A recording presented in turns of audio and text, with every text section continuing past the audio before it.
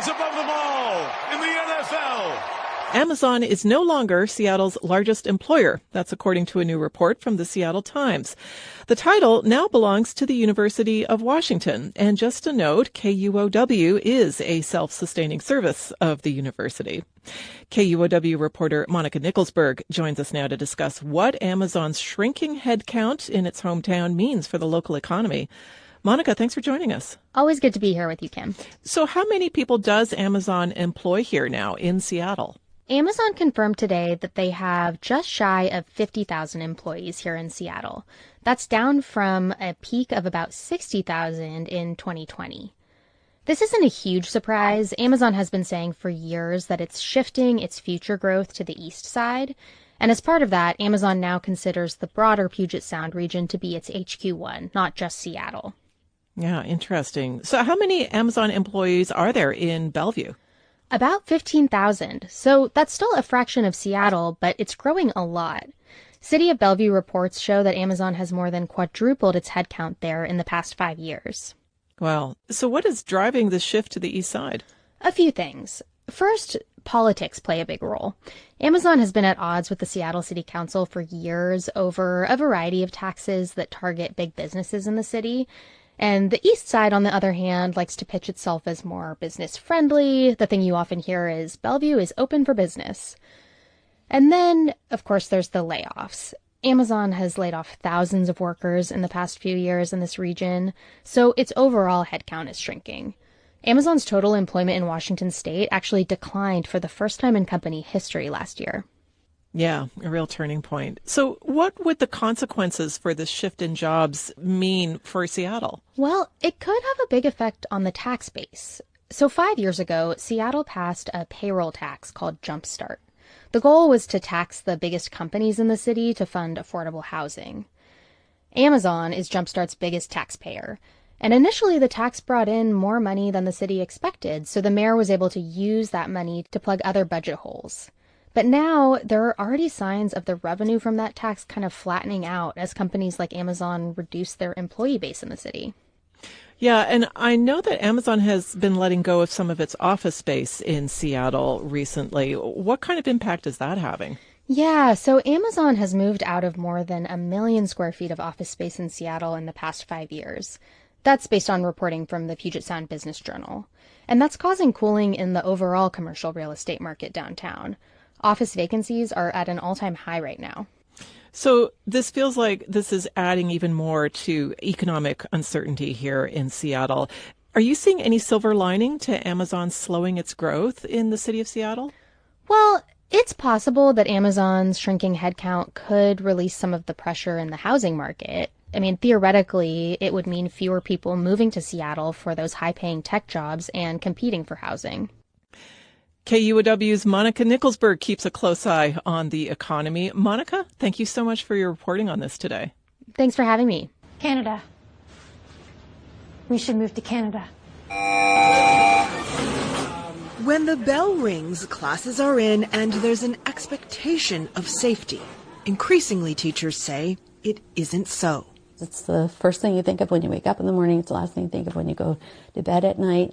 She's not talking about extreme cases involving guns and loss of life, which are rare. But teachers say they're worried about everyday violent behavior. I have seen anything from furniture being thrown across the room, hitting staff, hitting children. Denise Kelly is still subbing after recently retiring as a full-time teacher in Nova Scotia, where more than 27,000 incidents of physical violence were reported in the last school year. It's absolutely a trend across the country, and it's one of the things that's also driving teachers to leave the profession. In a recent nationwide survey of its members, the Canadian Teachers Federation found 100% of elementary school teachers were significantly concerned about violence in their schools. In Ontario in 2025, teaching assistants filed more claims to take time off work as a result of workplace violence than any other profession. Elementary teachers came in fourth. And the number of claims elementary teachers filed in 2025 was more than 4 times that of 2021. So we're talking about harassment and violence in the workplace that is extremely pervasive. This researcher says the reason for the rise in violent behavior is largely due to funding cuts and students with greater needs, but also points to the affordability crisis. We find ourselves in a perfect storm of major stressors across this country and decades worth of legislation and policies that have culminated in violence becoming a symptom of a school system that's not functioning properly. I would have to say that technology is a big thing. Kelly says kids who are parked in front of screens don't develop the same interpersonal skills and the ability to self-regulate. At the end of the day, she says classrooms are not safe, students are missing out on valuable instructional time, and something needs to change. Kayla Hounsel, CBC News, Halifax.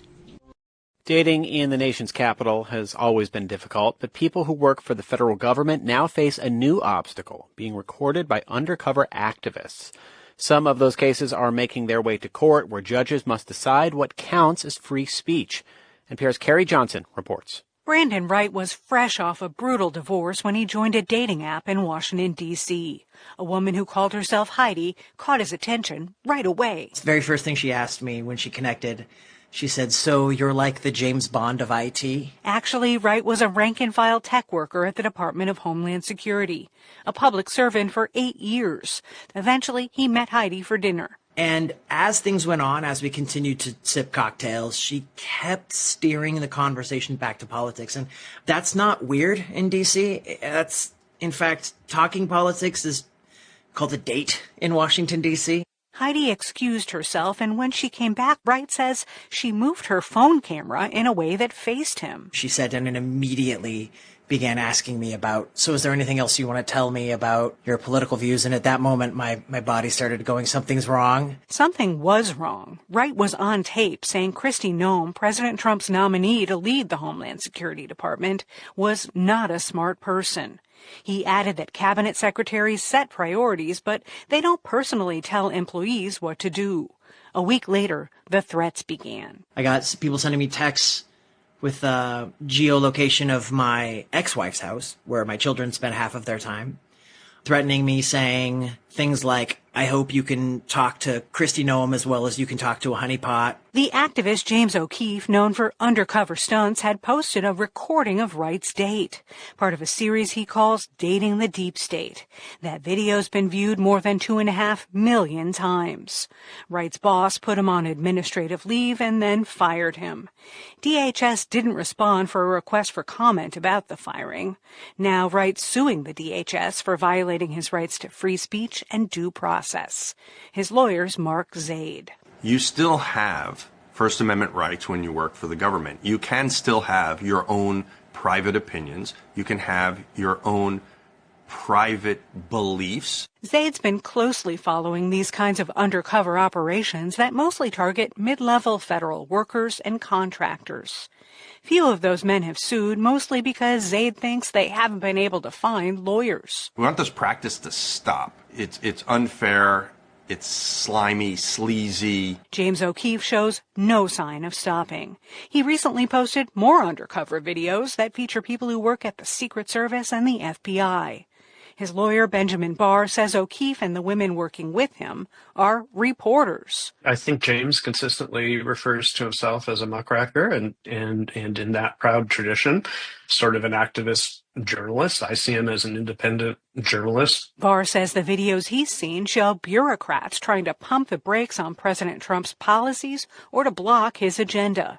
That's news, he says. Even if you don't buy that, I think the act of their very willingness to share political opinions and information about their government jobs to someone they barely know is an item of newsworthiness. If Brandon Wright and other men captured on video got hurt, Barr says it's because of words that came out of their own mouths.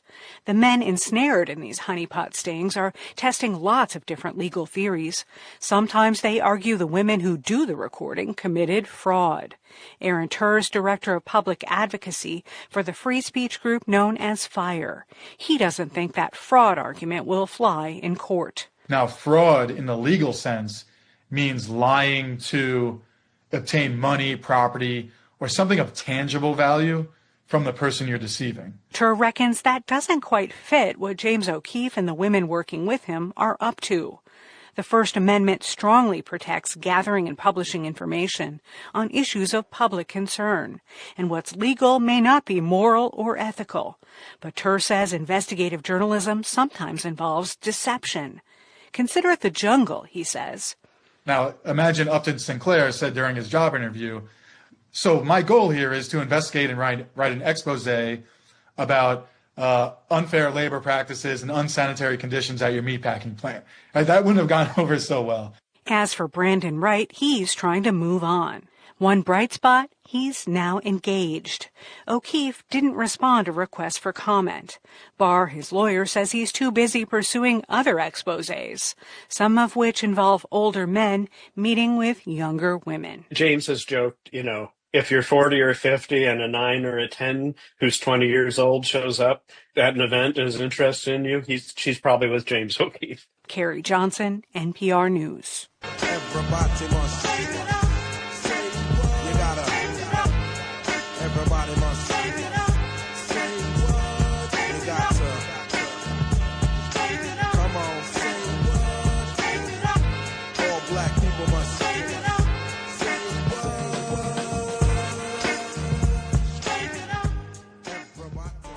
Coming up next on 19 Investigates, we continue to look into the cost of beauty for people working behind the chair. Our team combs through dozens of complaints made from salon workers and hears from lawmakers fighting for cancer research related to products marketed to women. Hairstylists and nail techs spend hours a day in the salon, oftentimes breathing in dangerous chemicals. Investigator Carice Jackman combs through years of complaints and examines the impacts of potentially toxic hair straighteners for the people behind the chair. I like it more for the moisturizer because it keeps the hair from drying out. For 35 years, Georgie Golden knew the ins and outs of the salon. And you knew that when you were done, man, I looked like $1 million. And I didn't even have to go buy a new outfit. She remembers when the biggest sellers were relaxers. When you heard about that study, what did you think? My first thought was, that really couldn't be us. That was my first thought because I didn't know anyone who had. And then as I started reading more, and then as women going in the salon and we're talking and we're saying, well, Susan got cancer. Wait a minute. How? What kind? Or you hear someone say, oh yeah, Michael got cancer. He was a stylist. And he was like, really? What she read was a 2022 sister study, research led by the National Institutes of Health that showed a correlation between formaldehyde and uterine cancer after following women for almost 11 years. No one ever said, hey, this is not good for you, even though formaldehyde is used for embalming. Georgie herself has had health problems over the years that she's wondered about. After developing polyps, she had a hysterectomy. When were you diagnosed? And it's lung cancer, correct? Yes. This past April, I was diagnosed. Lung cancer, which has been associated with some chemicals used in nail and hair salons. I forego drinking, I forego smoking, and then I became sick and I wound up with cancer. And I was like, I didn't do anything. How did this happen? And then had to start going back through the times. Yeah, I did nails.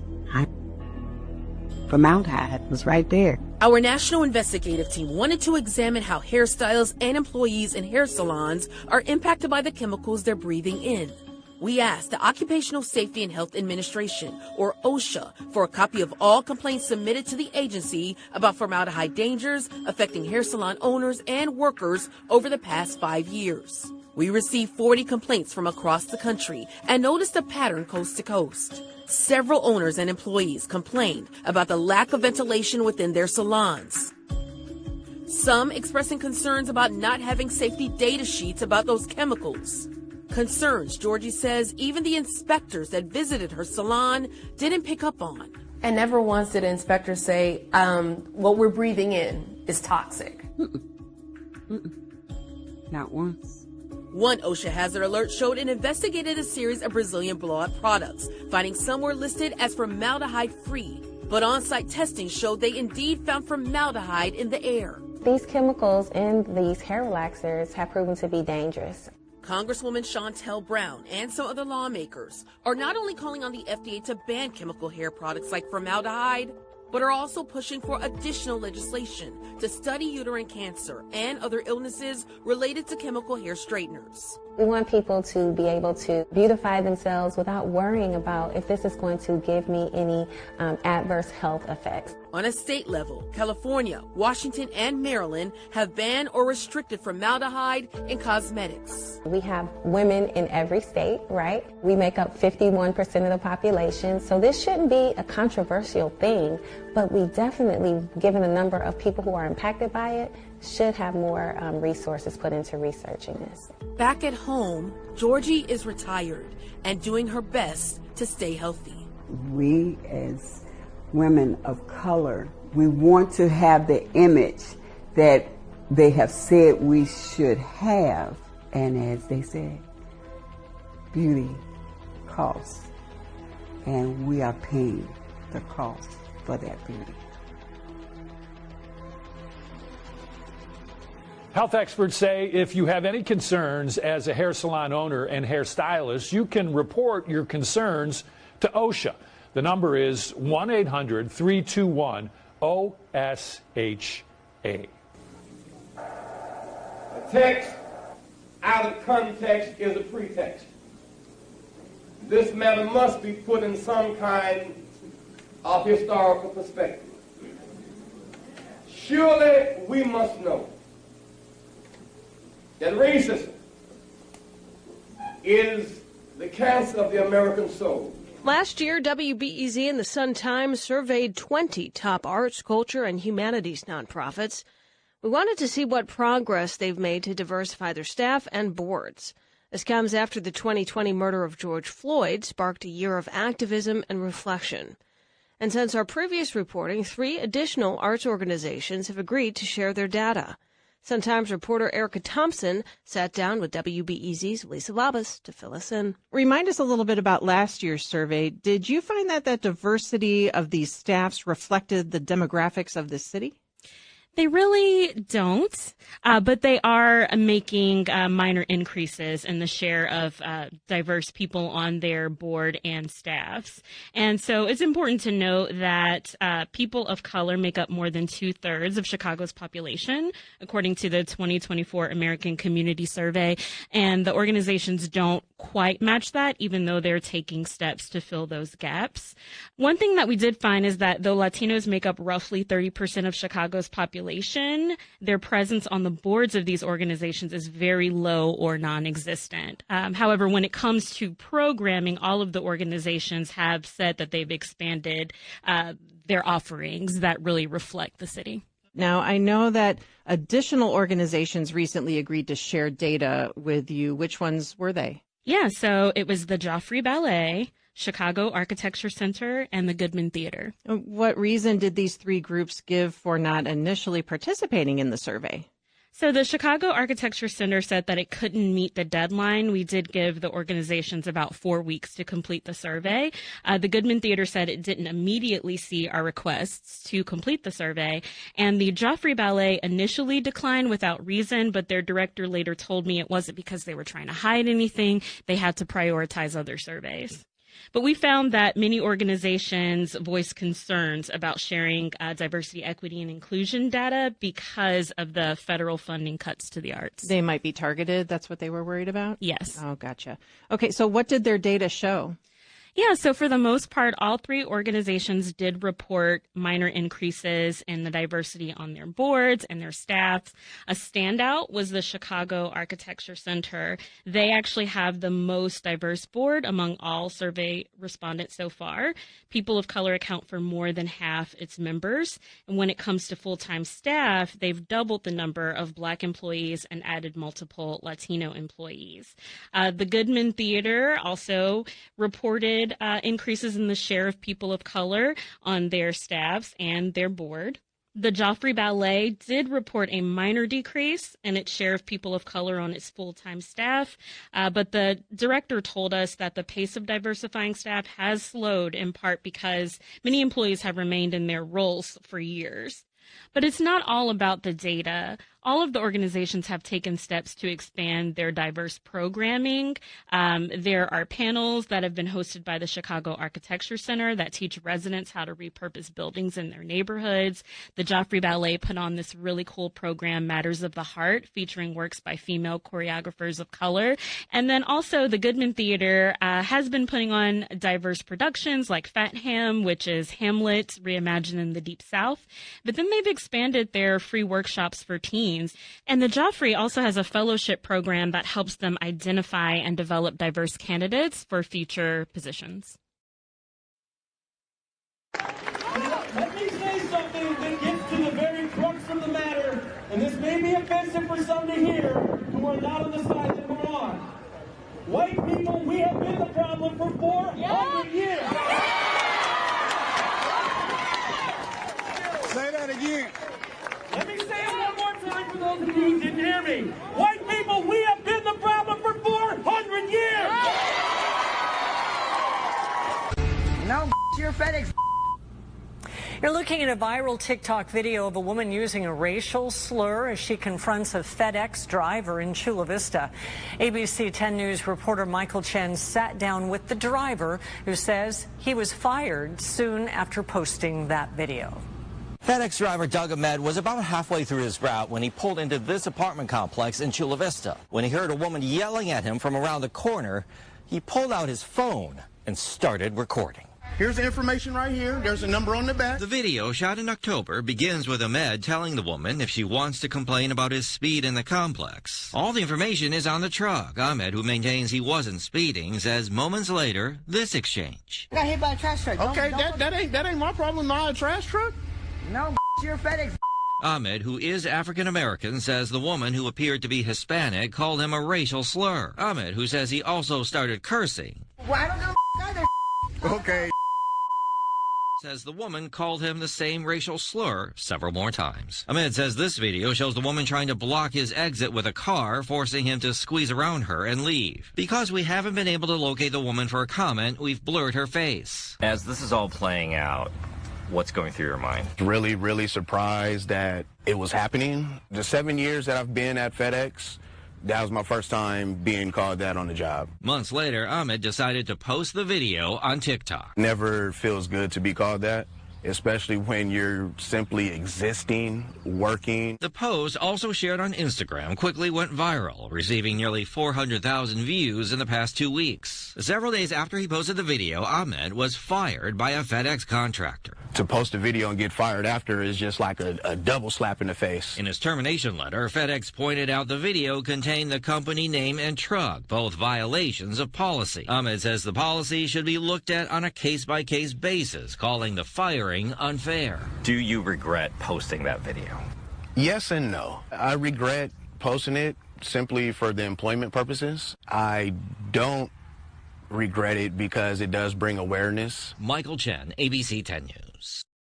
A drive-through dispute leads to gunfire at the Taco Bell in Muskego. And tonight there are questions whether it was a case of self-defense. Police say an employee pulled the gun and shot into the air after an angry group of customers came into the restaurant and tried to get behind the counter of the restaurant on Janesville Road. Nick Boer is live at the Taco Bell. Nick, prosecutors filed a case against that employee. Right, and it was a frightening scene here Monday afternoon at the Taco Bell. People calling 911 to report a man outside firing a gun, but prosecutors clearly don't believe anyone was in real danger. And this complaint that they have filed here today indicates that the employee felt that he had to act to get those unruly customers out of the restaurant. Muskego police rushed to the Taco Bell there around 1 o'clock Monday afternoon.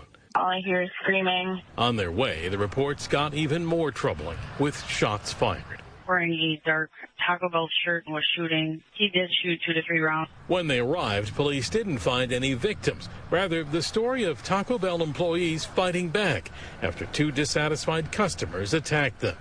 According to the criminal complaint, 48-year-old Taco Bell worker Clarence James confronted the customers as they tried to force their way behind the counter. And after being shoved, James said he pulled a gun from his waistband and pointed it at one of the customers.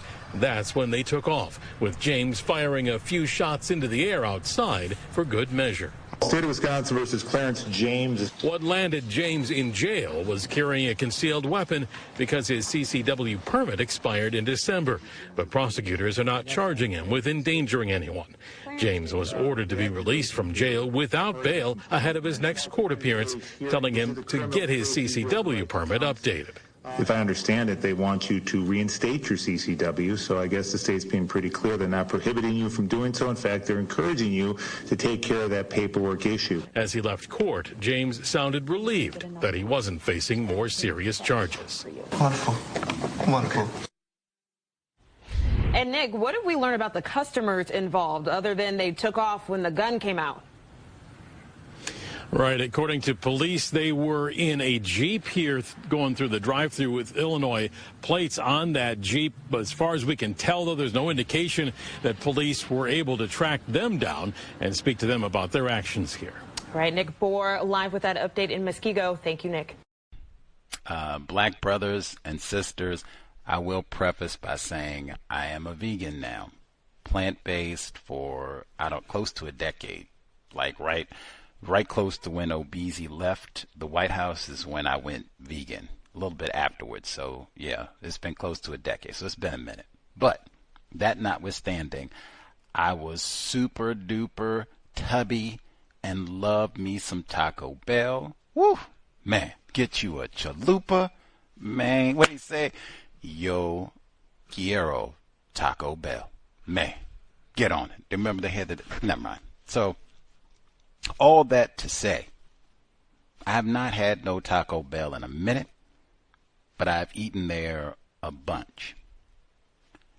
I've never eaten anything at Taco Bell that was so good or so bad.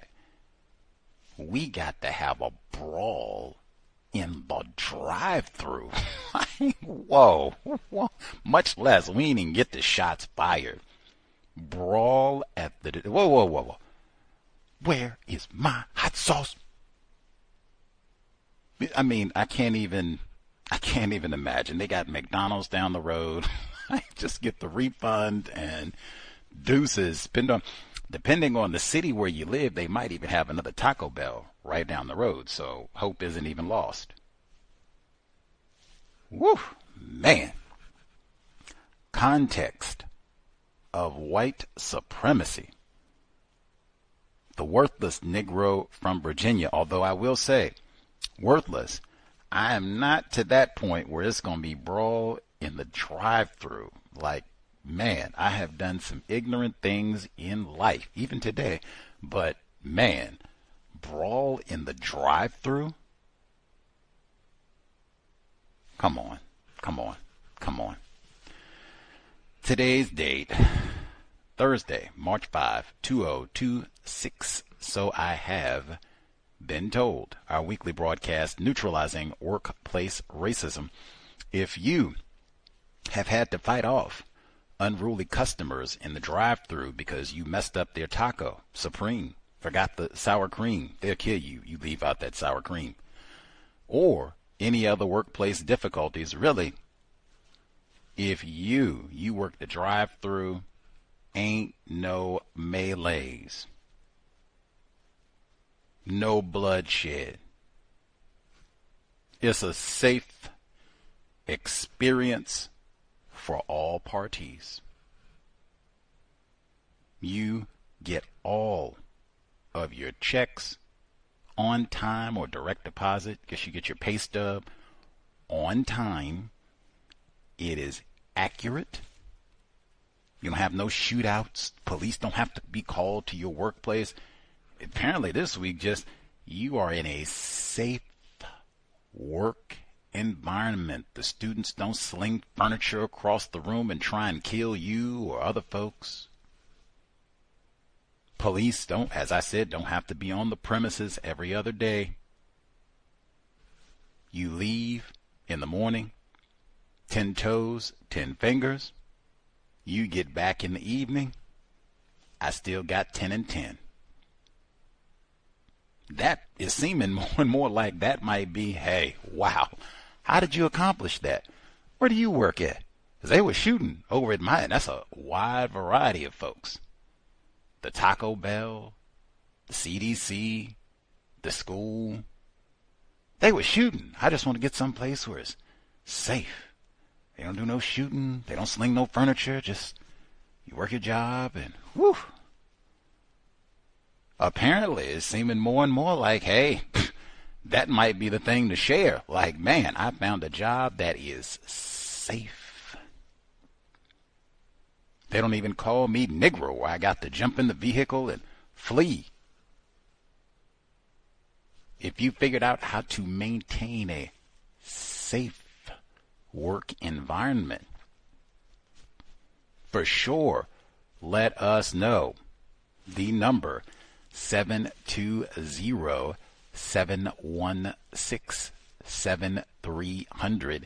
The code 564943 pound. Press star 61 if you would like to participate. I totally forgot. It was a different listener that said that they got the notification on their job. Said, oh man, we had a threat at one of the facilities today. Think we might have had a bomb scare, but oh, wait a minute. Yeah, it wasn't even verified. You know, think we took care of everything. Everything's fine. You know, calm down. Back to work, everyone. They said, what? They like the title of it was like bomb threat, and then they got to read the rest of it and said, oh yeah, it wasn't even verified, and we took care of everything, and you know, everything's safe. Go back to work. Like what? Wait a minute. I said, man, like, I don't know. Even if I had a lame job, like I worked at the 7-Eleven convenience store, I just do the Slurpees.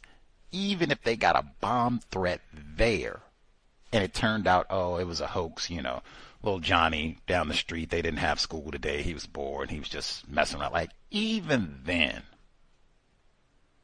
you done jangled my nerves, and what? Tim McVeigh coming to blow up what? Who? Oh, God. I got to go.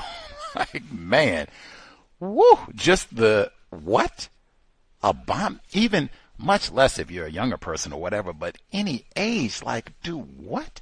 They had a bomb? Even if it's not where I work, per se. It was just at another branch of the company or, you know, something else. Like, what? And we supposed to have a normal work day where that's not an intrusive thought in my brain computer? Like, what? Is there a bomb here? Like, what? What? Did y'all bring the dogs here? Anyway, safe. I've said that for a long time. That might be your act of counter-racism in your work environment. Whoa, we are not safe. Something needs to be said about this because we got safety hazards. I could get injured, killed, other people, you know, something needs to be said about this. Something needs to be done about this. That might be your counter-racism. Safety. The plantation, as you heard from the segments, the plantation all over the world is not safe. Certainly, the workplace, man, be alert. Safety could be a real issue in a variety of ways. Number again, 720-716-7300. V code 564943 pound. Press star 61 if you would like to participate. Not for spectators, and especially if you figured out, some things that would be beneficial to victims of racism. Always looking for tips for the workplace labor. Now, one other thing I will share for victims of racism in the workplace, man, since black culture is being in conflict with other black people, one of our favorite things to do, the dozens and all of that, in the workplace, one of our challenges will be, if you have a non-white person where you all are not the best of buddies, you all are not homies, you all don't talk about counter-racist activities, go out to eat, swap photographs of your children, talk about their accomplishments. We don't do none of that. None of that. We barely even make eye contact. I feel extra surly even when I come in their presence. If you have a victim of racism who is, you have that sort of unfortunate, maybe not conflict, but again, I don't enjoy being around this person, Your challenge might be, I'm still going to be courteous and professional. I know we don't get along.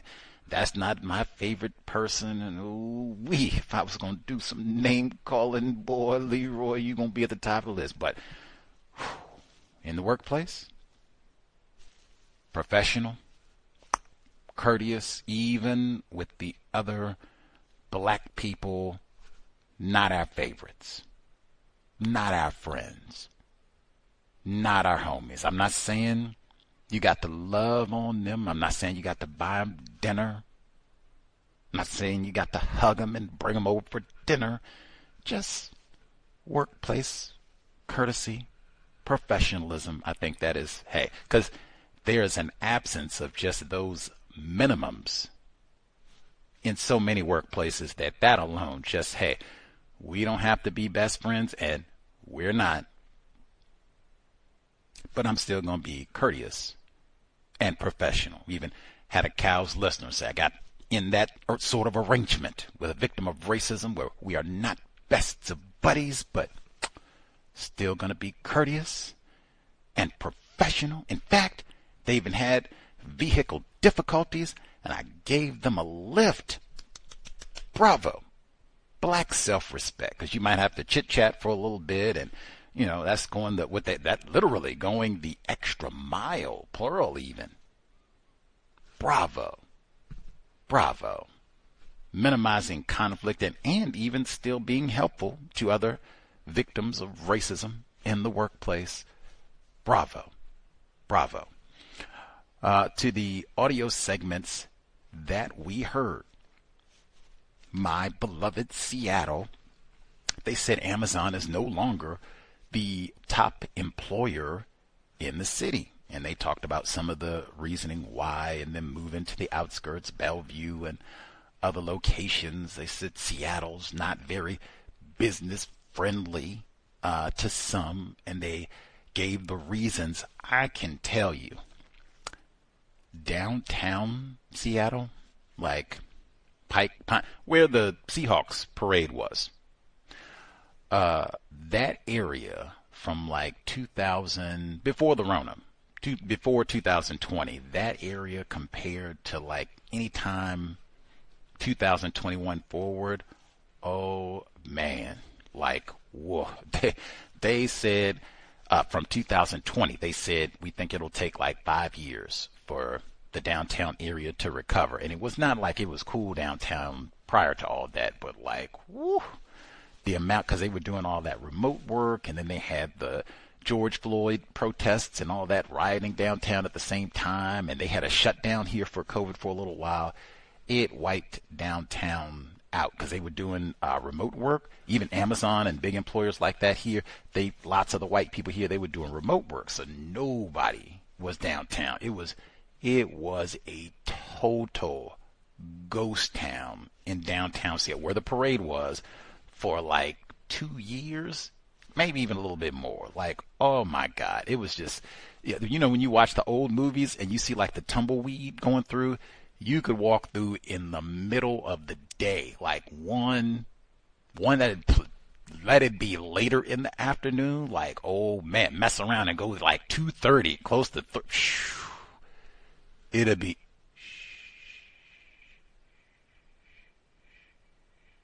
that's just the rustle of the leaves. That's about like what is going wiped it out. It still has not come at exactly what you heard with the Amazon in the report there. All that vacated office, I think they said like 1 million square feet. I was trying to write it to make sure I got it correct, but it was a massive number. And I mean, in fact, so many businesses with people working remote and all of that, so many of the office spaces in downtown are vacated. There were dry cleaning services that were going out of business. I'm going to be at home in my footies and all that. I don't need to get my suit cleaned. Anyway, but you heard all that there. They said now University of Washington is the largest employer in the area.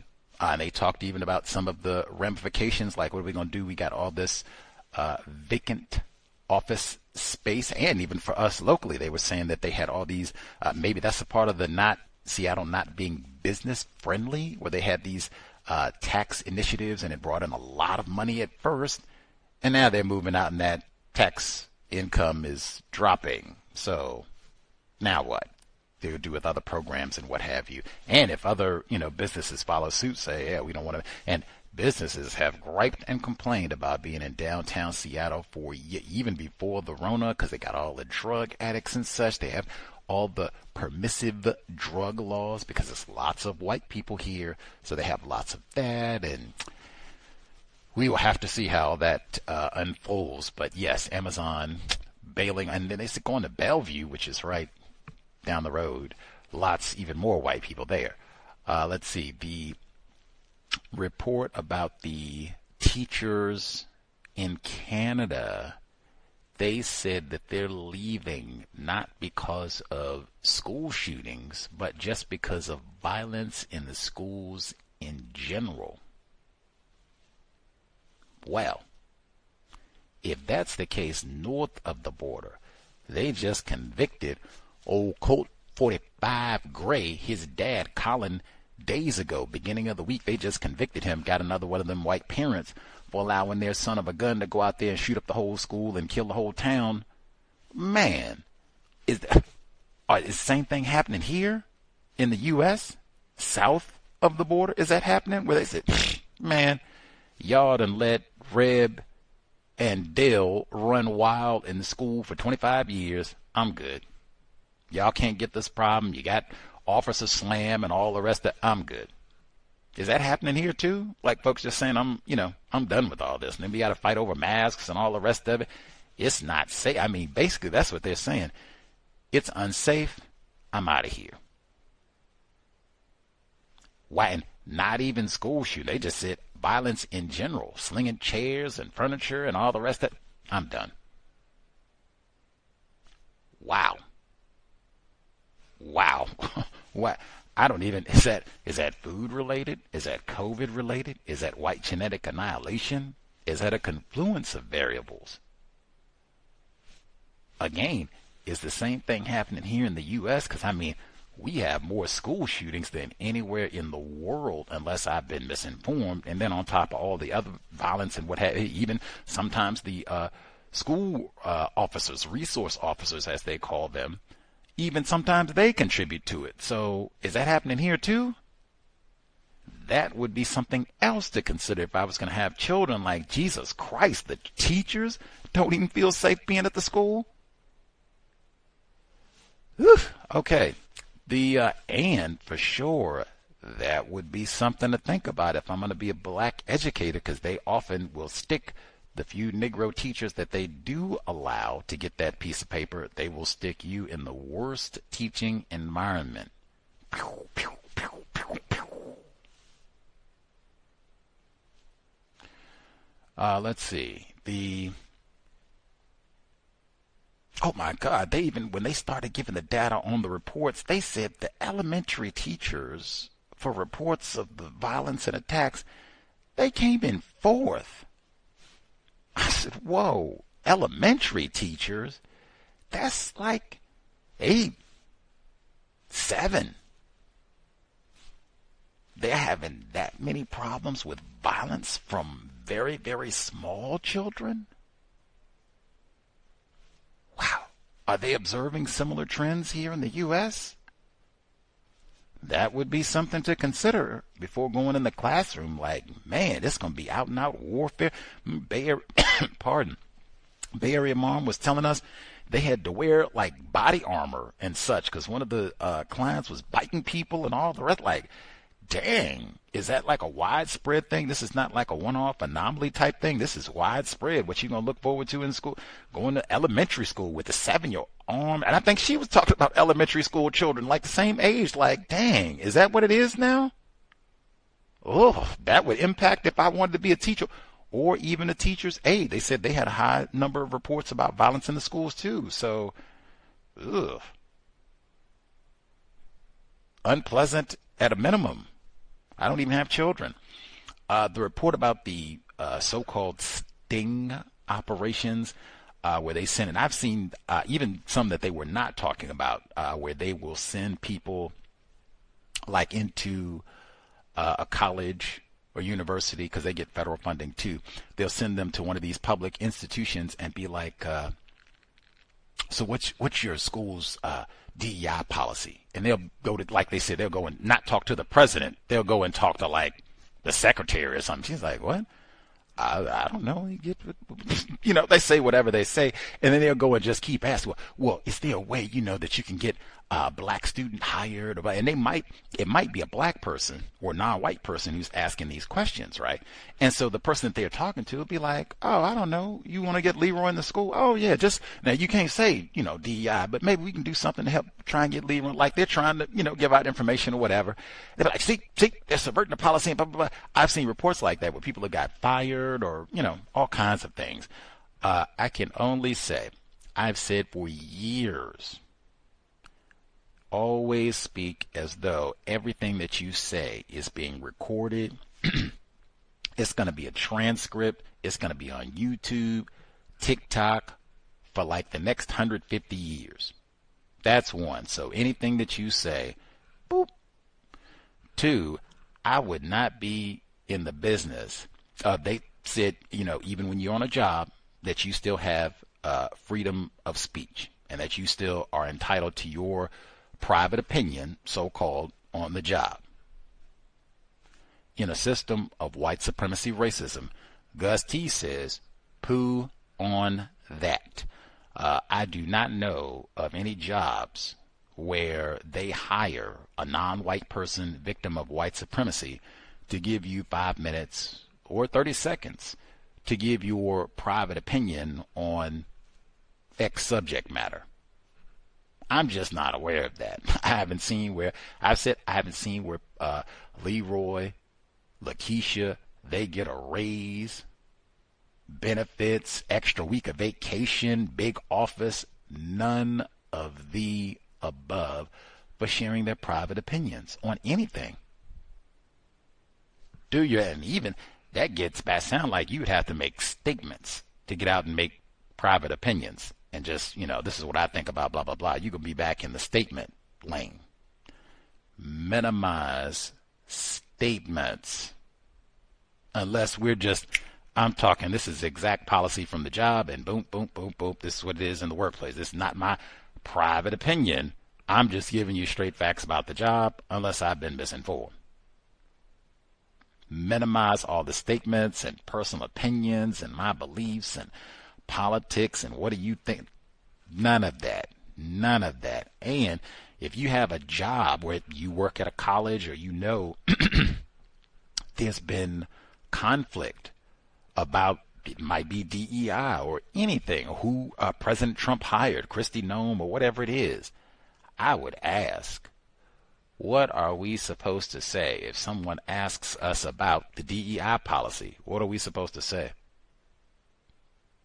And then I would say that every time. If you have other questions, it's got to be somebody who makes a lot more money than I, who has a lot more power than I, who can answer that question correctly for this organization. Let me put you in touch with them. You don't even have to say all that, but really minimize making statements and my personal views and my opinion.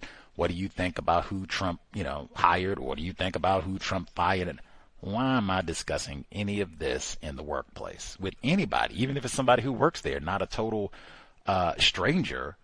Why am I discussing any of this in the workplace? Is this my job? This part of my work description? If not, that's the same thing I've said forever. I don't even know enough about it to comment. And you can shorten it. I don't know. I could put you in touch, try to put you in touch with someone who can answer that for you. But it would be lots, especially strangers. Like, I don't even know if this person works here and all the rest of it, whether they work there or not. Same thing I say at first. You always speak as though I'm being recorded. They got the camera on. Alexa is on. Somebody probably got their phone on. This might be live streamed, all of the above. I'm always speaking as though there will be a transcript of this conversation. Total record might be played in court 3 or 4 times. And then, like I said, I would check, especially about, you have a job where people might be checking about you have a so-called federal job, government job, or they want to check DEI, anything like that. Ask, your supervisor, manager, HR, all of the above maybe, what are we supposed to say? Someone, asks us a question about such and such. What should we say? And then my own personal, I don't know, works for lots of questions. Let's see. The 19 investigation report on the people who heard the compensatory call in this past weekend, they did like a double segment. So they did one on the users of these chemical biohazards that they put in black so-called beauty products. And then they did the other segment on the impact on the beauticians and the folks who work at these salons for God knows, could be 8-10 hours a day, could be more. And then even the people who do this, who work from home, maybe they don't have, proper beautician's license or cosmetology license or whatever. So they do this from home, but they're exposed to the same toxic chemicals. Maybe it's 4 hours a day, 5 hours a day, who knows? But all of that exposure, and you heard from some of the black females in that report, victims of racism, where they said, no one told us. We didn't know. Even once I started hearing information that, whoa, there might be a problem with some of these chemicals, I still didn't have enough information to know, oh yeah, this is true, because I wasn't seeing, whoa, these are actual black people who are using these products or putting these products in other people's hair for 10 hours a day, and now they're getting health problems. And once it started, oh, wait a minute, what? Leroy got cancer? What? Oh no, wait a minute. Once they started getting that, but Dr. Wells used to say, what she used to say, she said, and I'm not disparaging any of the victims from this report, they are victims. I'm just trying to be accurate to Dr. Welsing's statement, but I do think it applies here, and it applies to non-white people, Gus T, victims of racism in total. But she used to say, by the time a fool learns the rules to the game is over. And this might be one of those, by the time that we learn, whoa, it's a problem with these so-called relaxers, chemical, biological hazards. It's a problem here. And they said in the first portion of that report that I played already, they said about 80% of the products that they market towards black females got all these chemicals and poisons and biohazards. But for a lot of us, by the time you find that out, too late. Same thing with the food. By the time you find it, too late.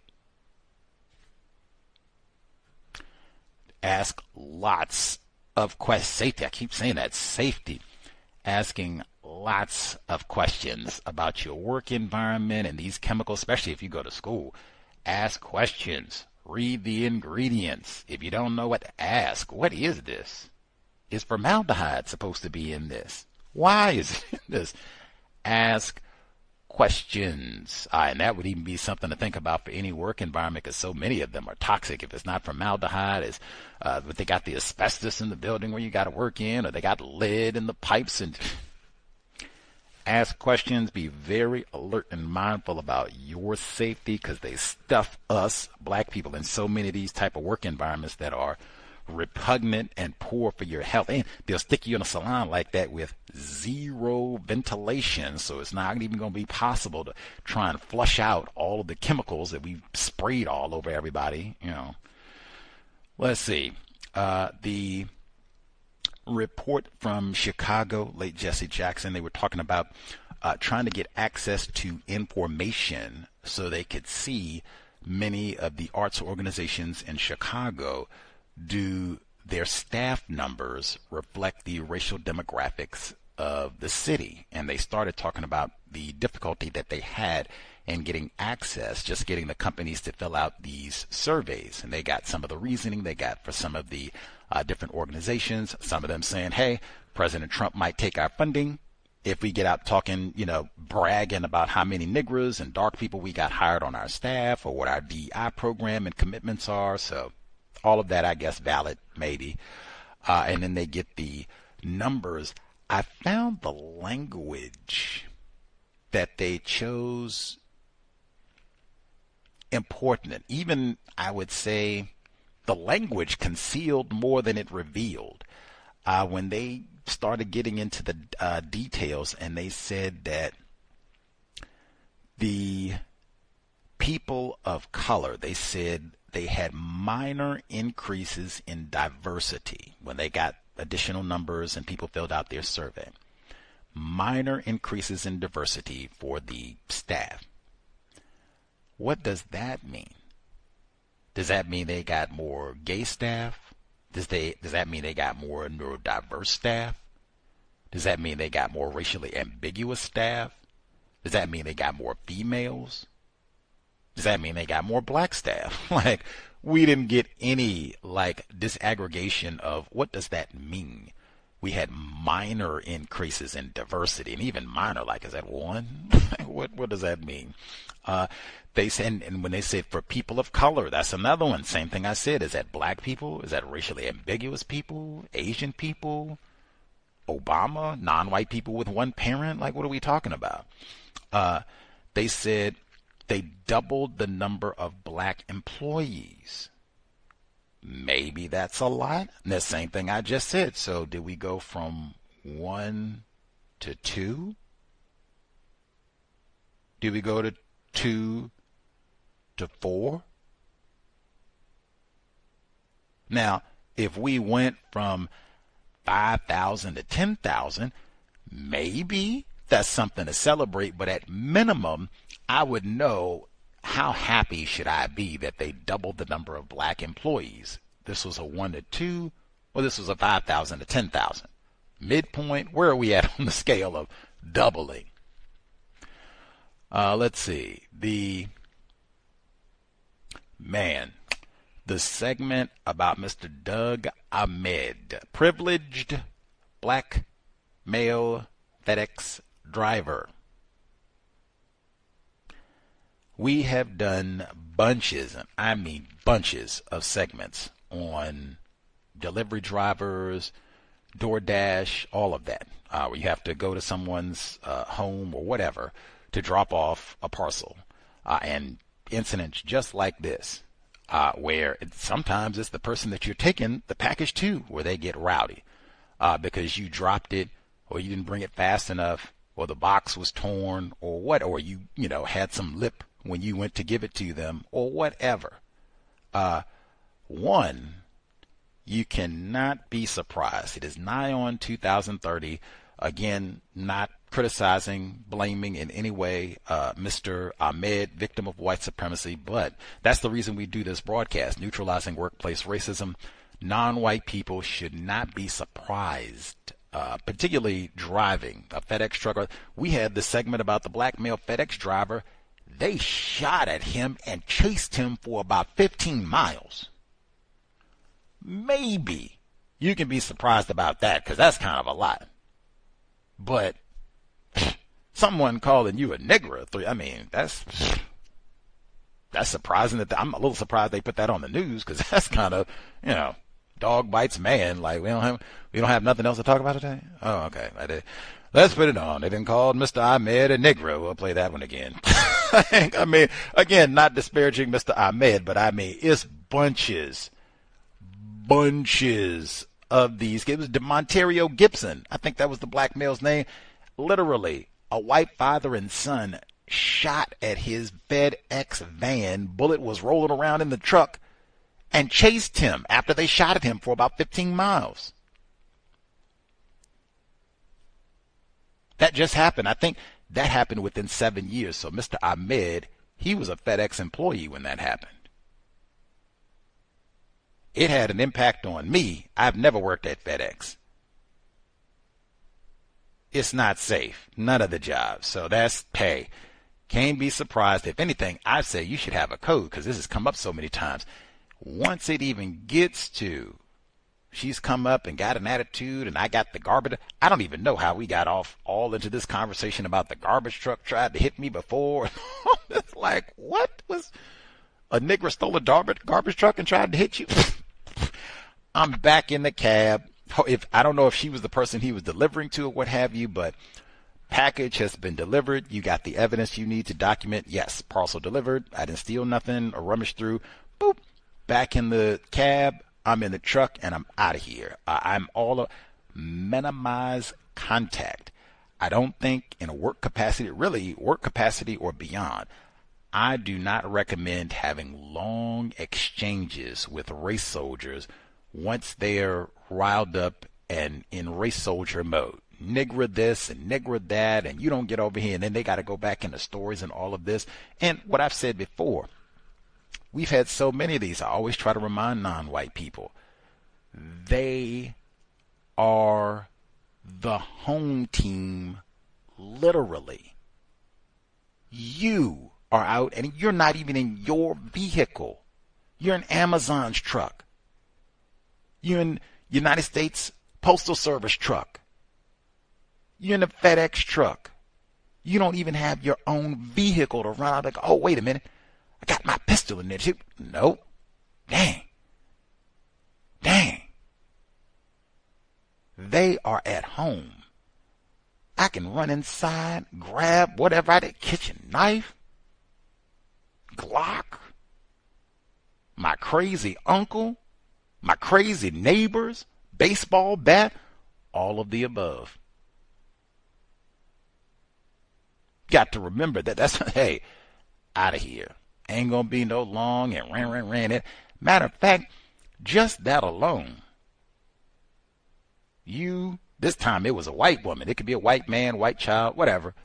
Black person, you're in a white neighborhood, could be a sundown town, and you look like you're getting uppity with this white person. Their neighbor, they might have been neighbors for 20 years, 30 years, been camping, told nigger jokes. What? Is he getting... Oh, I'll save you. And same thing. I'm at home. I can run inside, get my brass knuckles, my Uzi, my AK-47, my ghost gun, all of the above. All the rest of my white family and friends too. Get back in your vehicle. That's the same thing we said for years, because same thing with COVID, it started to be a lot of incidents like this. And I said then, I think if you had a big increase in gun ownership, I said then, I think you got a whole lot of folks. They're anxious, mad, confused about the Rona. Maybe they lost a job. Maybe they didn't. Maybe they got cabin fever. What'd you say? Make my day. I got me a brand new Glock and I'm ready to use it. What you say, Leroy? You done got mouthy and you done drove up on my flower bed? It was that was happening like weekly during COVID. Weekly. During the 7-year period where Mr. Ahmed worked for FedEx. At minimum, I say, You should be alert and aware of your field and things that happen in your field related to racism. We've seen tons of reports of black drivers being mauled, attacked, called Negro, fights, all of that during the last 7 years. If you work for FedEx, you should have seen some of those. And what do I do? Someone calls me a Negro. What does the company say we supposed to do? Same thing I say. Ask them, what do they say? What we supposed to do? Somebody, threatens us while we on the job, blah, blah, blah, blah. See, you're supposed to call, get back in the truck, blah, blah. Take their plan. And I say, if you need to add anything to it, call the police, anything of that nature, do that. But you should already have a plan. It should not. At 2030 is almost here. It should not be, oh, I can't believe this happened. Oh, I'm shocked. A white person called me a Negro. I'm surprised this is the first time it happened to you in 7 years. You had a tremendous run. How did you get that far along without having anything like that happen? Any hoodles. Let's see. With the policy and procedure, because they said they terminated him because the truck's identifying information was in the frame. I guess you could see FedEx or whatever else, his uniform too, maybe. Policy and procedure, because I know a number of jobs, they have specific policies that are similar to that you cannot post any video they might have language around who would tend to show the company in a bad light, metaphor, but they'll have language like that so that you cannot just, if something happens, you can't just start videoing and then go and I'm going to put this on TikTok and fix your wagon after this is over. Like, oh no, your manager will call you and you get fired on the spot. So I would check policy and procedure just to make sure. And like I said, if that's going to be your strategy, you should already know. If somebody calls me a Negro on my job and I'm going to whip out my phone and start recording, am I going to get fired for this? Is there anything in policy and procedure? Do you need to check in, your manager, what have you? If someone starts calling us Negro, threatening us, can we go ahead and record and just check in to see? Because they might tell you, absolutely not, Leroy. You start recording and you're going to be fired. We don't do that around here. You make the company look bad and have us going viral and all that. Oh. Then you can think about, do I still want to record? Maybe I record and just don't post it. You can think about it. But read that policy and procedure. You do not want it to be a surprise, or you certainly don't want it to be where you're finding out about aspects of policy and procedure when it's too late. Let's see. Man, Ryan Johnson. We're going to get to Clarence James at the Taco Bell in Wisconsin. When I heard this, I was immediately reminded of Ryan Johnson. Ryan Johnson, privileged black male, was shot and killed at the Taco Bell in Ohio this past August. We've been talking about that for a while. I said that, mentioned that one in conjunction with Jesus Christ, all the retaliation they have in the workplace. And if a black person gets fired or lose their job or anything like that, they are going to retaliate on another black employee violently most often. If there's going to be some violence, we save that for black people like Ryan Johnson. He was one of the ones that I mentioned when I was talking about that in 2025. The new report is not quite the same, because this is not employees fighting other employees. So this is not in that same category of workplace violence, but workplace violence, it still is. Clarence James in Wisconsin, basically one big racially restricted region, working at the Taco Bell, and he said the customers came through the drive-thru, and I don't know what happened, what they did. We ordered 5 tacos. He only gave us 3. We ordered taco supremes and ain't no whipped cream here. Whatever they did, or sour cream, excuse me. Whatever they did, oh my Lord. They said they tried to get back into the kitchen area. Like, what? At Taco Bell? Like, are you serious? It makes me nauseous now, even thinking like, really? Taco Bell? Everything there is like fake everything. Like, are you serious? I think they even got fake tomatoes at Taco Bell, and you got to go. Anyway, they go to break behind the thing to do whatever, and Mr. James, privileged black male, pulls out his pistol and pow, pow. They call the police, and he gets taken, into custody. Man, they are only charging him with his paperwork, his concealed weapons permit being out of date. And they're even telling him, hey, they're not even punishing him, saying we're not going to allow you to renew, which they could do. None of that. Update your paperwork. Wow. He sounded appreciative, and he should be like, wow, I am stunned. I can only guess, probably had some video since this happened at the store to support that these, hooligans came in and got mad. You done messed up my chalupa and did all this stuff. So I guess extenuating circumstances, they might say self-defense. If you got folks who are trying to, because this could have been a robbery type thing if they, then got behind the counter and in the kitchen and all the rest of it. And he's just trying to get them, save the other employees and himself. But man, that same thing I said, like with the teachers, like to work at the Taco Bell, I might get gunned down in the parking lot by a former employee. I might have to have a pistol to fight off unruly customers. Like, wow. Not good advertising for coming to work at Taco Bell. That's one of those jobs that a lot of younger people, like trying to start your career and such, get like, woo. I would be looking at those reports. I'm working at Taco Bell. I'm going to be looking at these reports like, okay, I'm going to have to think about other employees having some sort of vendetta. They feel they've been wrongly terminated. I'm going to have to think about patrons coming in and getting mad. Do I even need to ask, how many employees here are armed? William, Leroy, Jamal, Tina, Sasha. Well, we definitely ain't gonna do no name calling here. And I'm gonna get my concealed weapons permit tomorrow. Or resign. But that would be something I would want to know, like, good Lord. And even, can you carry? Because some jobs you can't, do it. Wow. That just seems like a lot for Taco Bell. Like, Fuller worked Bureau of Engraving and Printing. You supposed to have a firearm. They make money and all that. You supposed to have a firearm. Maybe 3 or 4 of them. Taco Bell? Wow. I don't even know what to say. Violence in the workplace. Safety. If I had young folk, that would be massive, because that encompasses so much with sexual harassment and all the rest of it, even name calling, really.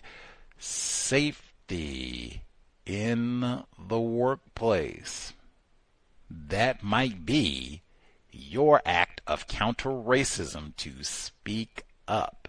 See if you can get things corrected if there is a safety problem, and there are so many. Probably is going to be the case for you. If not today, I am for sure you will not have to wait 7 years for a safety hazard to present itself on your job. You can guarantee that one. Gus T, that's 7 years. What was that, 2033? Guaranteed, ain't nobody here. I don't care what line of work you're in. You will not be waiting until 2033 to address a safety issue on your job. Let's see. Number 720-716-7300. The code 564943 pound. Press star 61 if you would like to participate. The email untiljustice@gmail.com. I'll nab one of our emails, see if folks spectating have thoughts to share on the safety component, and or if we have folks with the education component. I have not heard that. Teachers saying, I'm out of here. U.S. teachers saying, I'm out of here. It's violent and Columbine and all the rest of it, and they keep shooting up the school. I have not heard that. Major reports, or even from other educators. We've had a number of folks dial in over the years. I've not heard that. Have you all heard that? Teachers saying that I'm retired, or even, I don't even want to teach. They keep shooting up the schools and all this. I'm done. Have you all heard that? Yeah. Let's see. Email number 1. Let's see. Our caller writes in. Hi, Gus, Cal's audience. I spent a lot of time over the last year plus reviewing and editing right-wing Ashley's work because she's lazy and obstructive. She can produce quality documents when she wants to with no hint of neurodivergent traits that seem to affect her when she's producing work for me. She has improved considerably, but is overly confident in her abilities and willful. Amina is new, so needs more support and time to get to grips with the role. However, she's very social and relies on charm and personality to get her by rather than focusing on the tasks she's been given. Man, I wish I had me extra teaspoon or 8 of charm and personality. That can go a long way. Because see, sound like Amina might not even be, smartest knife in the drawer, they say, sharpest. But she still got that charm, personality. That goes a long way. Missed out on both of those. Let's see.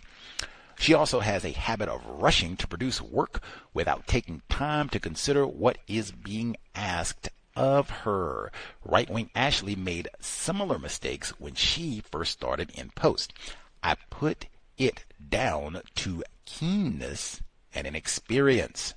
Tristan and Keisha have both spoken to Amina about slowing down so that she can produce high-quality work. I did the same a fortnight ago. This was after I gave her repeated feedback about a paper she had written. She asked for a meeting to discuss how she can improve her writing, which I appreciated and obliged. That's something we should all be working on, our professional writing, where we're not using emojis and acronyms and abbreviations, where we are being serious, writing in a serious manner about serious subject matters, not text messages to our friends. Serious writing is professional writing. Very important. A skill that I have heard reports that many folks are lamenting is very lacking. Everyone writes like they are typing a text message. LOL. Let's see. This week has been extremely frustrating as Amina seems to have forgotten what we discussed. I sent her an email on Monday requesting she find out some information. Within 10 minutes, she had responded without the information that I needed. I clarified my ask and gave her a Friday deadline. She sent at least 5 follow-up emails, which irked the hell out of me, including one asking if I had a contact in the team that leads the work that needs clarifying, and if not, she will look it up herself. Dang. Dang. On the surface, it's not unreasonable, but she asks too many basic questions for someone who gets paid as much as she does, and I have a lot of work to do. It seems like so much like just time wasting. Whether it's like Fred, that's the white dude who had the project for 2 years and just twiddled his thumbs, didn't do anything, and then passed it on. Was like, oh yeah, I passed the project. Might be a few gaps, few delays here and there. I think that sort of thing. But her and then the other chick, Ashley, who doesn't want to do any work and such. But it just seems like it's so many folks who waste time and energy. You tell them to do things, they do the exact opposite, or they don't do it at all, and then they have to send you 50 emails to pester. Like, this is such a core component of racism in the workplace. White people deliberately wasting non-white people's time and energy, and even a part of it to get you frustrated, because they keep pestering you and sending you emails or calling or however they interrupt you, but just deliberately wasting our time. Let's see. This week, we got that part. She sent at least 5 emails, got that part. On the surface, I asked her and right-wing Ashley to review each other's work before it comes to me, as I shouldn't have to spend as much time as I am reviewing and editing their work. Frankly, they individually should be able to produce work that is quality, but until they can, they need to get to grips with the basics. I also don't want them to see me as a resource editor. That's not my role, and my time is valuable. That is so massive.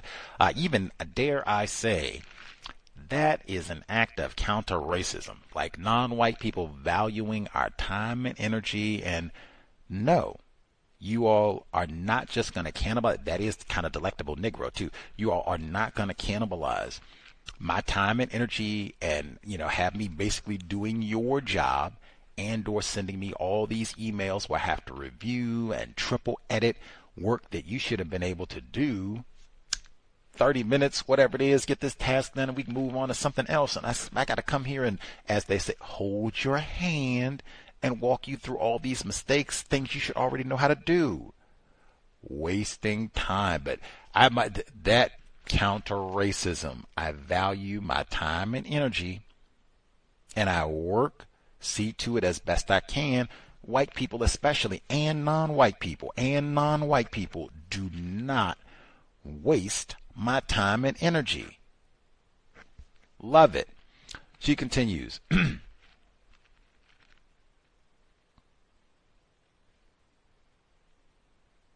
They wouldn't produce that quality of work for Tristan, so don't drop the attention to detail for work that I commission. See, they love to sabotage old nigger woman. They're not going to let this nigger woman shine on us. Are you serious? Get out of here.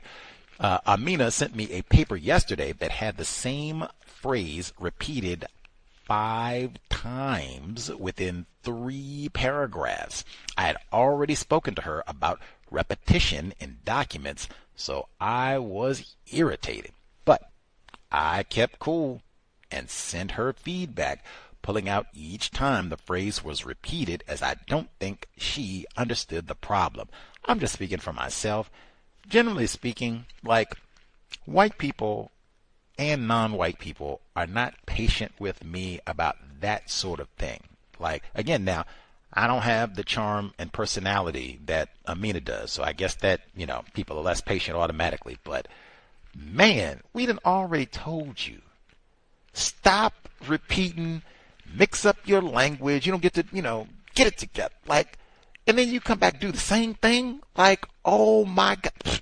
Ooh, you about to be fired, Leroy. Like, you shouldn't have got this job anyway, and I don't know why you got here, you old football hire, and blah, blah, blah.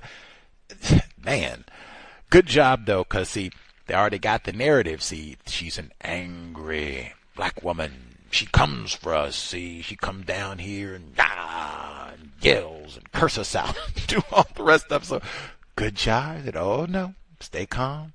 But I am going to point this out, that this is repeatedly where you keep making the same errors. Come on, man. You're not even making improvements. And how she said, you're not even giving the same attention to your work that you would if you were doing this for someone else.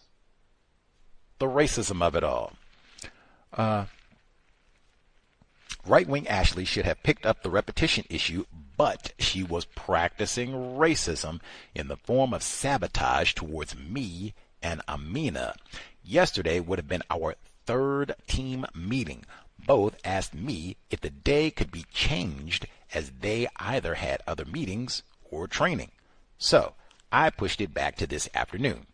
Right-wing Ashley messaged me mid-morning to ask if the meeting could be moved, as she has another meeting.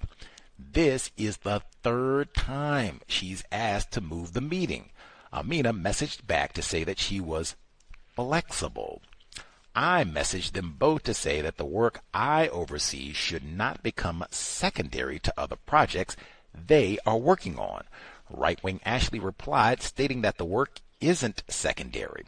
I reminded them both that Tristan is expecting to see progress and reminded right-wing Ashley that I had already moved the meeting to accommodate her and Amina. Suddenly, she was able to attend at the required time, and she did, barely containing her contempt. Love it. I do think it is important to use our words to just like, hey man, you all are sabotaging and time wasting, and it shouldn't be. If you know, we have these meetings weekly. This is not no surprise thing, and gotcha, we're gonna do a surprise meeting. I know you all weren't prepared for it and everything, but gotta keep you on your toes. We do these on a weekly basis, and this is just willful, like, gotta meet with that old nigga woman. Let's reschedule that. I don't want to do this no way. I don't want to do this no way. Come on. She's sick. My neurodivergency is acting up. Like it's always some lame excuse. And then we come down to the come down. You are here with an attitude. Which now, again, that's another one. Boy, if that had been me, no count Negro male, and you gonna mess around and you keep acting like you don't want to be here, and we gotta reschedule, and then you're gonna be here all pouting and lip poked out. What? You better fix your attitude if you want to keep this job. That's what I'm accustomed to. I know you get to come and how long is this gonna like what? Woo. What? Oh, that's the neurodivergency was acting up that day, maybe. Come on. Much obliged. The email untiljustice@gmail.com. untiljustice@gmail.com.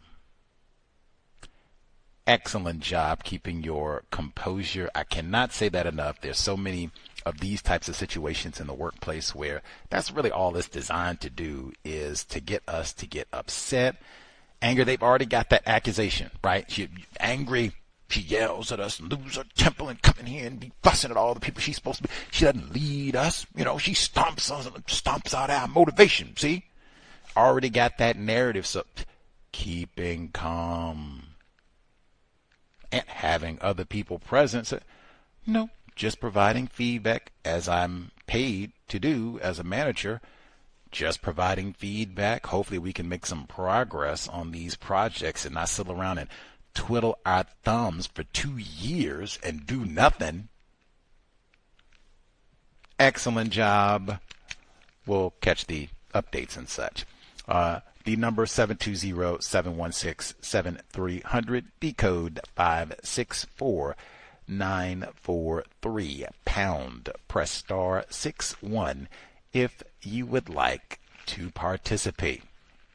We'll give folks 5 minutes or so, see if they have commentary, observations, spectators. Again, if we have folks who you are not terrorized in the workplace, racist man, racist woman, they don't mess over you. They don't dump no toxic chemicals around in your work environment where you have to spend 8-10 hours of your day breathing all that in, or touching all that, or having it lathered all on your skin, or God knows what else. You don't deal with any of that. Let us know. How did you accomplish this? You get all of your nickels and all of your reviews in a timely manner with constructive information that you can use to get better at your job. Wow. Let us know how you did this.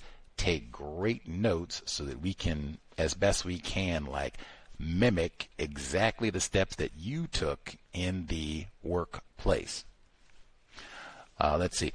One, quick question. If folks have any thoughts, ideas, if you work in an environment, have you checked your policy and procedure to see if you are allowed to, like if something happens, to whip out your phone and video in the workplace? Like if other folks, I know we have folks who do like delivery driving and education, all, different types of fields and such.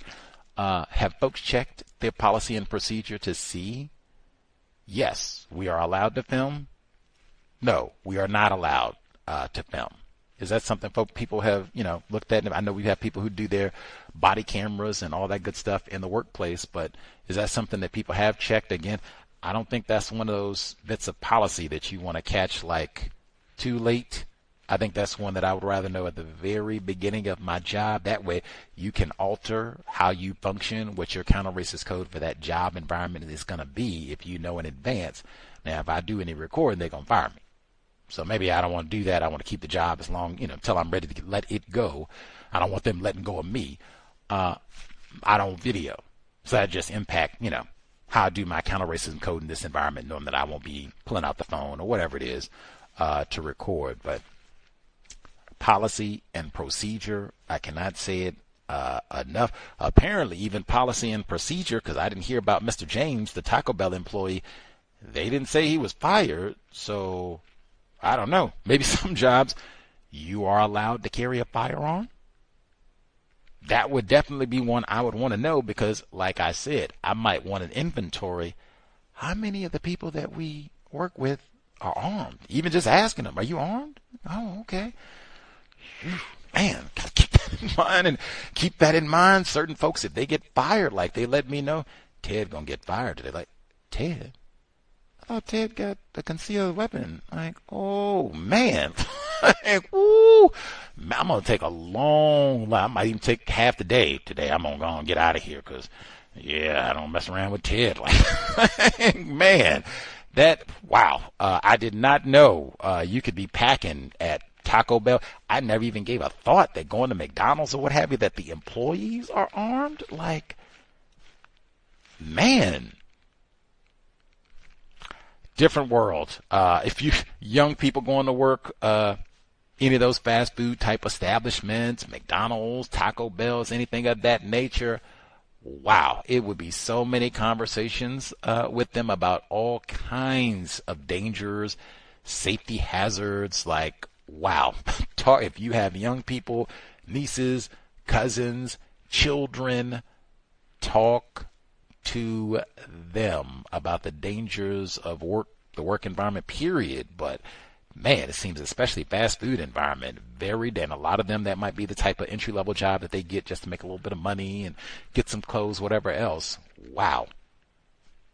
Safety first.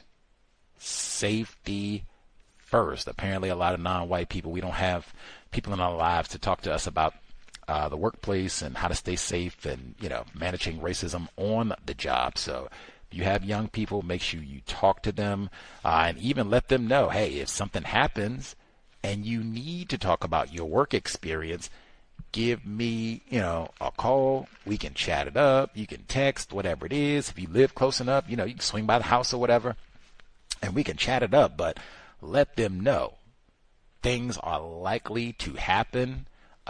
Maybe you can get lucky and you can go 7 years without, having anything happen. Great.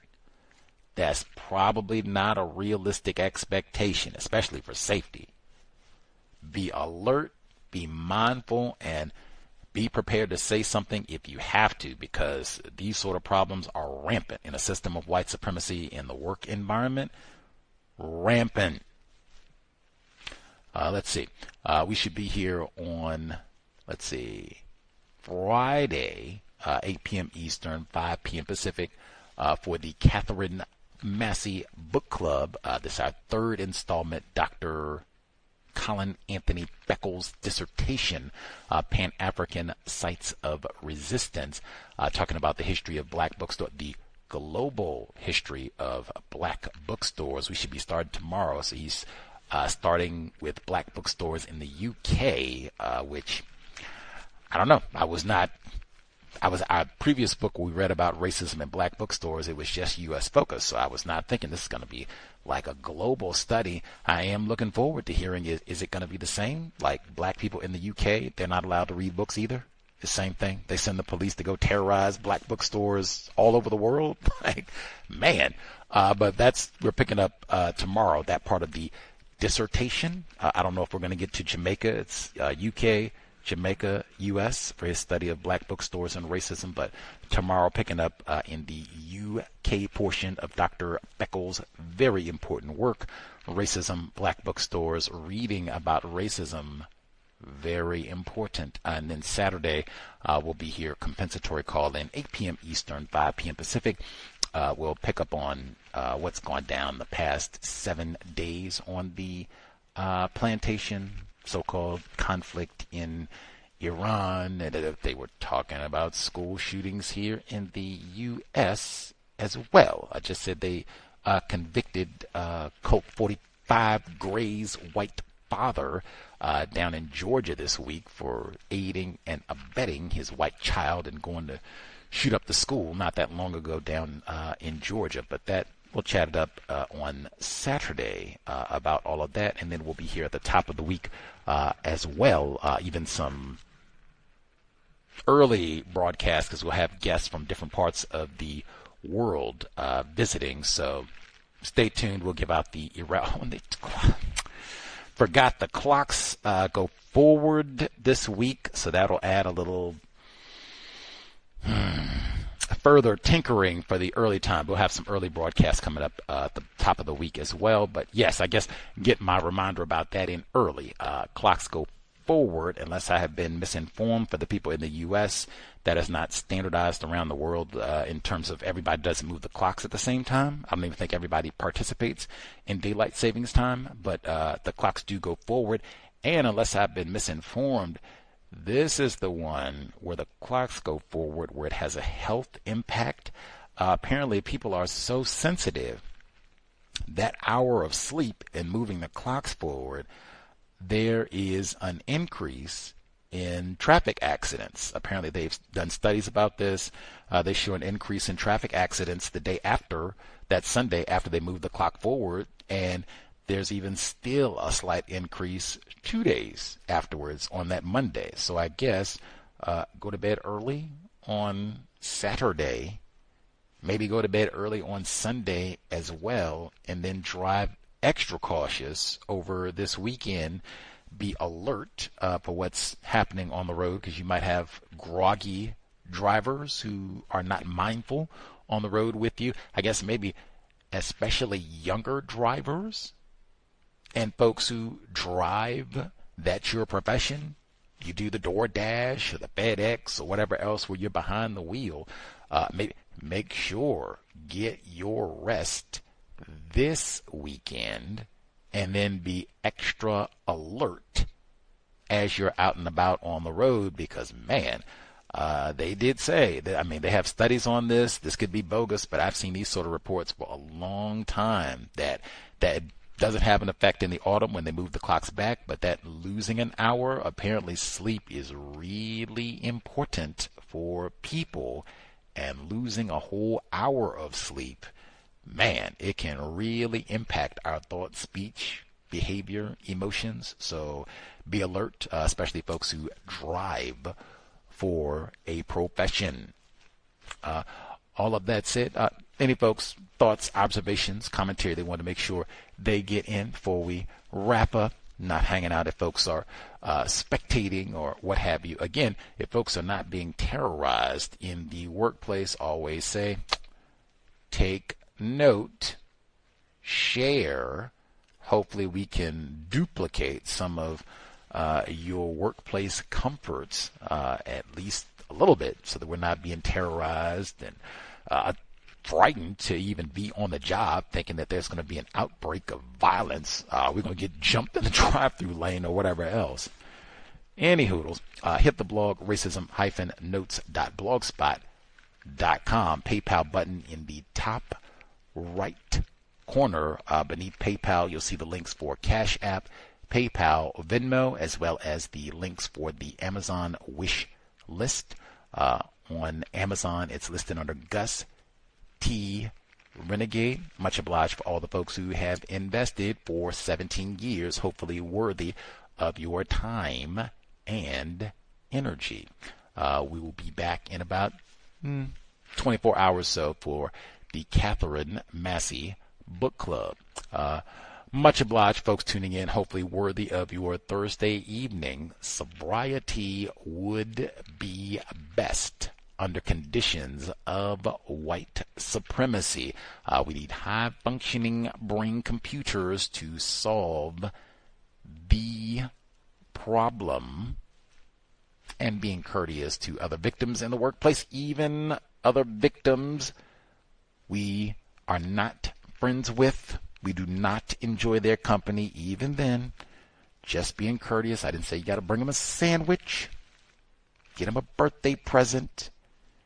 Just be courteous. Just be professional. That's it. Creator, we ask, remind us, stop saying not all white people are racist. Remind us, stop name calling people classified as black. It has been time. Replace white supremacy with justice immediately. Cow signing out. Thanks all for tuning in. Nigga, you so brainwashed. I'm a victim, brother. Problem. You're a victim. I'm a victim of 400 years of conditioning. Shut up. The man has programmed my condition. Even my conditioning has been conditioned.